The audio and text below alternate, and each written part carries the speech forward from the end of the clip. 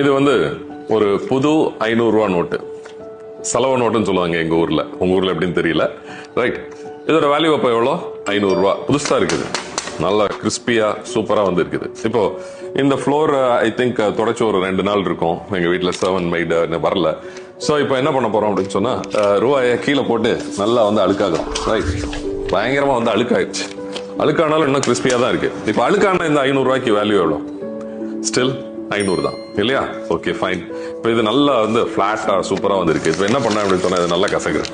Right, இப்போ இது பயங்கரமா கிரன்ச்ட் ஆயிடுச்சு. இப்போ திரும்ப இதை விரிப்போம். திரும்ப இதை விரிச்சு சரி பண்ணுவோம். இப்போ என்ன, இந்த 500 வேல்யூ என்ன?